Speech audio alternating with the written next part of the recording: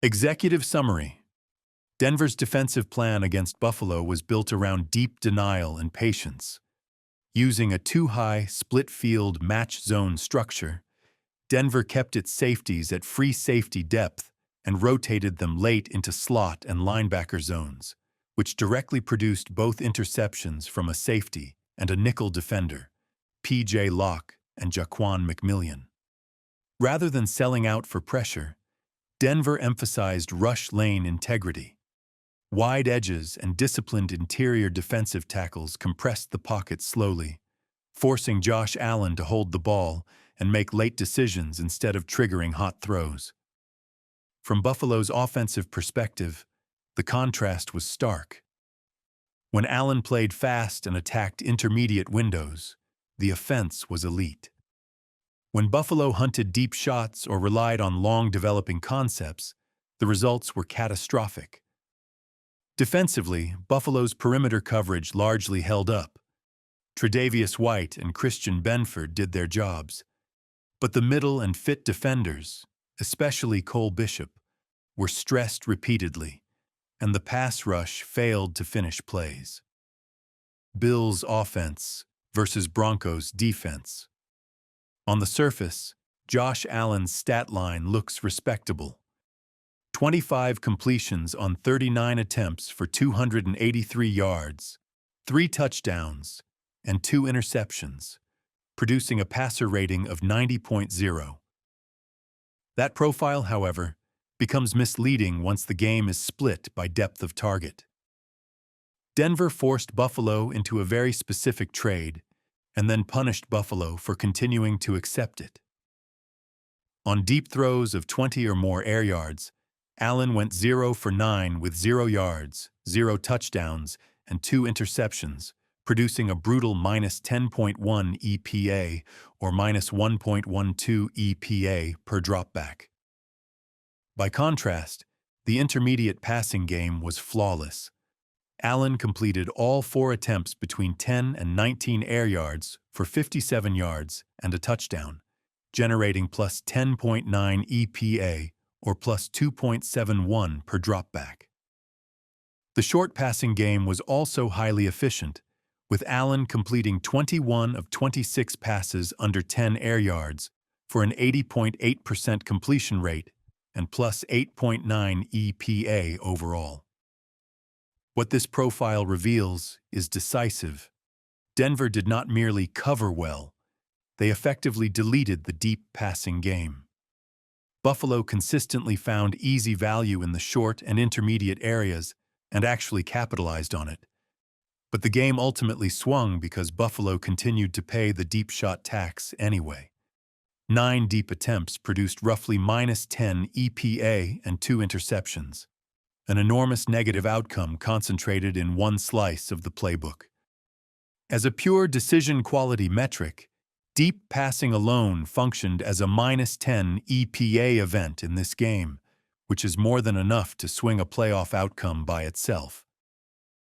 Time to throw tells the entire story of the game. Denver completely won the long-developing passing battle. When Josh Allen got the ball out quickly, under 2.5 seconds, Buffalo's offense was devastatingly efficient. Allen completed 12 of 14 passes for 134 yards, threw 3 touchdowns with no interceptions, posted a 146.1 passer rating, and generated plus 12.3 EPA, or plus 0.88 EPA per dropback.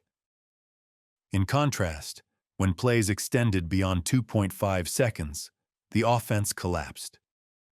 On those longer developing dropbacks, Allen went 13 for 25 for 149 yards, with no touchdowns and 2 interceptions, producing a passer rating of just 36.9 and minus 10.9 EPA, or minus 0.39 EPA per dropback. That split, effectively, is the game. Buffalo's scoring offense lived entirely in the quick game, while every turnover came from extended holds. Denver's message was clear. If Buffalo played fast, they could move the ball. If they held the ball to hunt explosives, Denver would rotate coverage late and take the football. The blitz data reinforces this same coverage-driven story.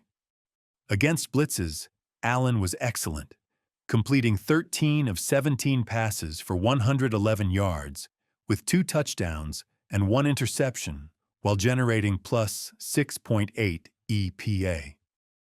When Denver did not blitz, however, Allen struggled, completing just 12 of 22 passes, 54.5%, with an EPA of minus 4.2. The takeaway is straightforward. Denver did not need pressure to win. When they sat in structure and trusted their coverage, Allen's tendency to hold the ball and search for deep opportunities became the source of negative plays. Where the throws went explains the volatility of the game. Throws to the wide receivers on the perimeter were highly effective. Allen completed 8 of 12 passes for 106 yards, 2 touchdowns, and no interceptions when targeting wide receivers, producing a passer rating of 134.0.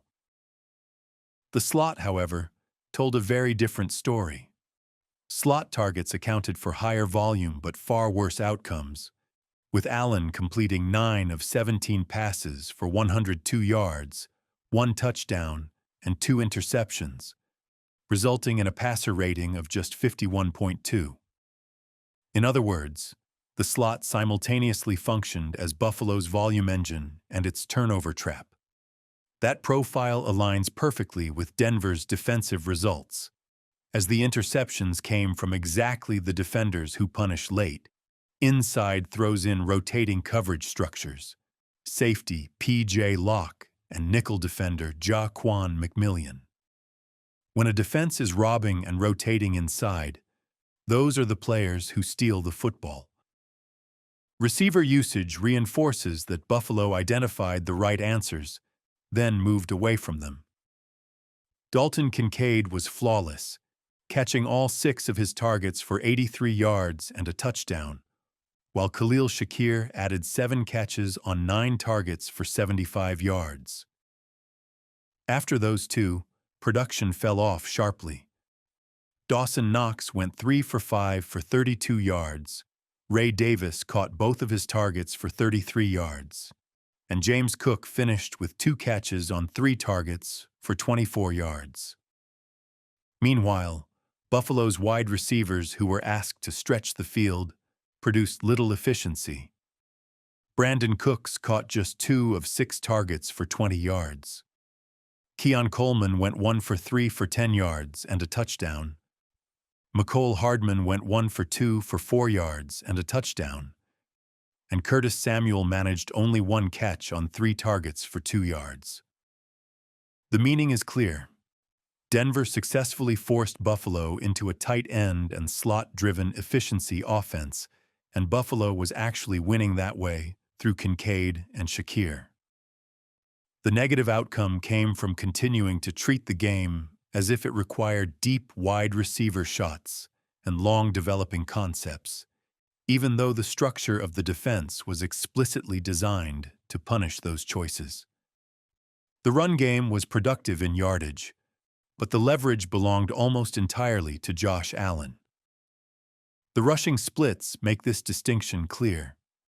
Allen carried the ball 12 times for 66 yards, averaging 5.5 yards per carry, while producing an exceptional plus 0.48 EPA per carry, a 75% success rate, and a very high explosive run rate reflected in your 41.7% bucket. James Cook, by contrast, handled double the workload with 24 carries for 117 yards at 4.9 yards per carry, but his efficiency came with far less leverage, minus 0.26 EPA per carry, and just a 37.5% success rate. The translation is straightforward. Cook's production was acceptable and kept the offense functional, but it did not consistently flip downs or force structural adjustments from the defense. Allen's runs, however, were the true constraint breaker. This fits the broader chess match at play. Two high-match defenses are built to make offenses be patient, methodical, and normal. Josh Allen's legs are the opposite of normal, and they were the one element that consistently stressed Denver's structure. Denver's defensive structure worked because every alignment layer reinforced the same objective, and your splits verify it. Across the edge, DT, LB, slot, CB, FS/SS, and left/right alignment data, the plan is unmistakable. At the back end, Denver lived in true two-deep behavior. Talanoa Hufanga logged 45 snaps aligned at free safety, PJ Locke logged 38, and strong safety alignment was minimal. This was not a classic one-post safety, one-box safety defense. It was a sustained two-high shell. Underneath, the slot and linebacker flooding completed the trap. Nickel defender Jaquan McMillian lived in the slot, while safeties repeatedly rotated down into slot and linebacker alignments, creating the inside robber ecosystem where late quarterback decisions get punished. Up front, the rush was disciplined rather than aggressive. The edge splits showed players like Nick Bonito and Jonathan Cooper aligned wide and focused on containment, while the DT splits showed players like Zach Allen generating pressure without chaotic, gap-shooting penetration. That combination is exactly how a two-high defense functions: prevent rollouts, avoid opening early scramble lanes, and compress the pocket slowly enough to force the quarterback to hold the ball and be perfect. Your Buffalo passing splits show the inevitable result. When Allen held the ball, Denver's structure won. Bill's offense conclusion. Buffalo had the winning blueprint in hand throughout the game. When the offense leaned into the quick game, it produced 3 touchdowns, 0 interceptions, and roughly plus 12 EPA. The intermediate passing windows were even more decisive, with perfect execution generating plus 10.9 EPA, and Josh Allen's run threat added another high-leverage element at plus 0.48 EPA per carry. All of the ingredients for a structurally sound win were present. The loss condition, however, was equally clear and repeatedly triggered. Buffalo's deep passing produced a disastrous 0 for 9 line with 2 interceptions and roughly minus 10 EPA, and the long-developing passing game as a whole accounted for 2 interceptions and minus 10.9 EPA. In short, Buffalo consistently moved the ball when it played fast and within structure, and consistently sabotaged itself when it tried to shortcut the game vertically. Bills' defense versus Broncos' offense. The defensive story is cleaner than it appears at first glance. Buffalo's outside cornerbacks actually won their matchups. Tre'Davious White was targeted 5 times and allowed just 3 catches for 8 yards, producing a passer rating of 64.6, while Christian Benford also faced 5 targets and gave up 3 catches for 17 yards with a passer rating of 66.3. That is elite boundary containment, and it explains why Denver did not need to rely on outside explosives to move the ball. Instead, Denver attacked inside. The primary stress point in the defense was the middle and fit defender role, especially Cole Bishop. Bishop was targeted 6 times, allowed 6 completions for 84 yards, surrendered a passer rating of 118.8, and accounted for plus 7.9 EPA allowed in your table.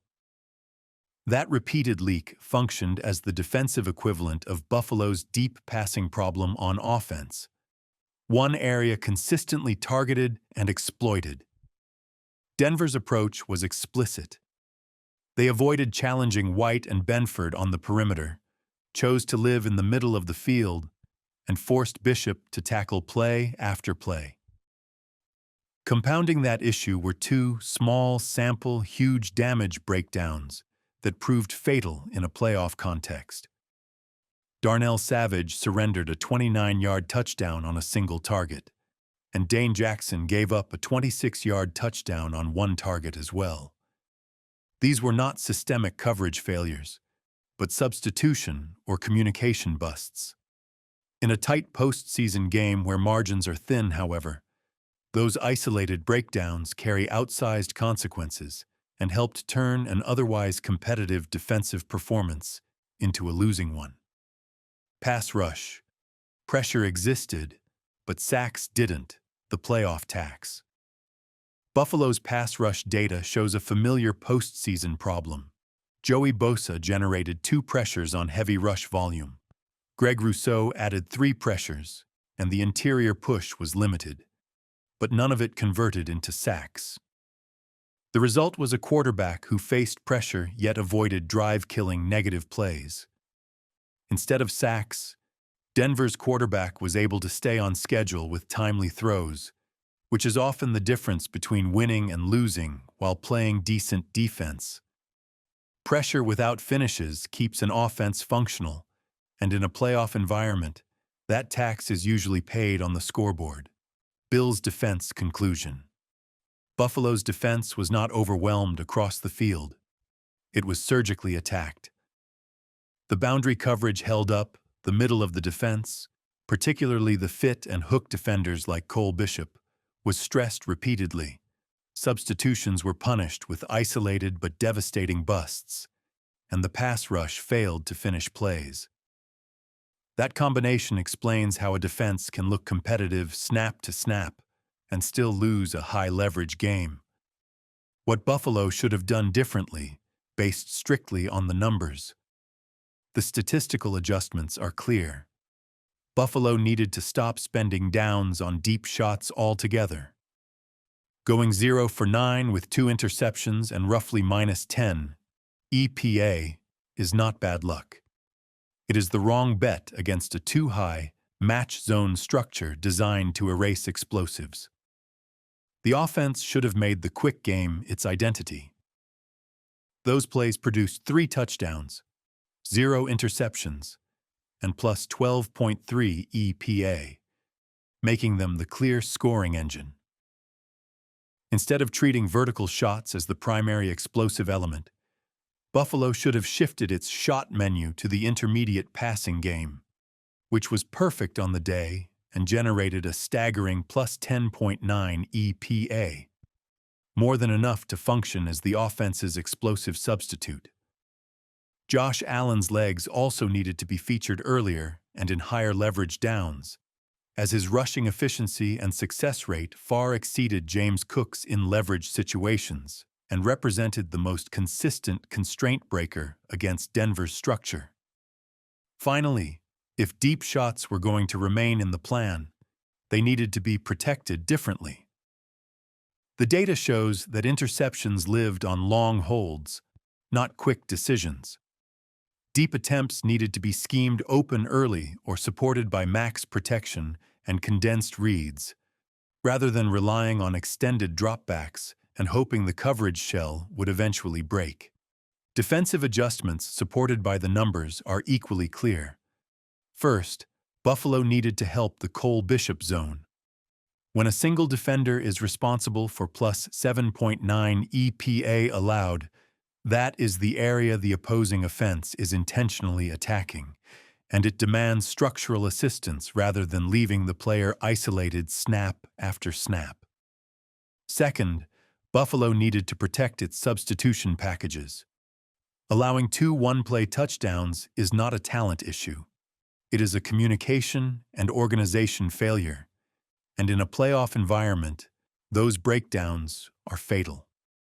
Third, Buffalo had to find a way to manufacture sacks, not simply generate more pressure. The defense already produced pressures, but pressure without finishes does not end drives. What was missing was coverage-sack synergy, simulated pressure, or interior disruption that forces quarterbacks into negative plays rather than allowing them to stay on schedule. What's still missing for an even deeper, fully quantified report is minimal. There is no need for additional alignment data. You already proved the structure decisively.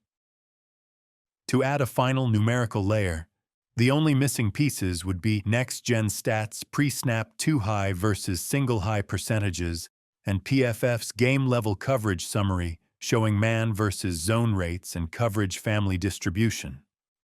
Those numbers would simply place exact percentages behind a defensive structure that has already been demonstrated beyond reasonable doubt. Bottom-line diagnosis. Denver beat Buffalo by forcing a very specific trade.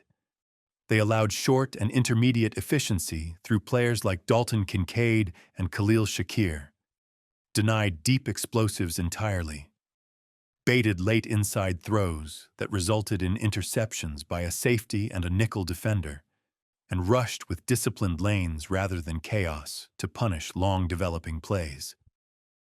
Buffalo's numbers make one thing unmistakably clear. They had the answers available to win the game, but they did not fully commit to the version of the offense that was actually succeeding.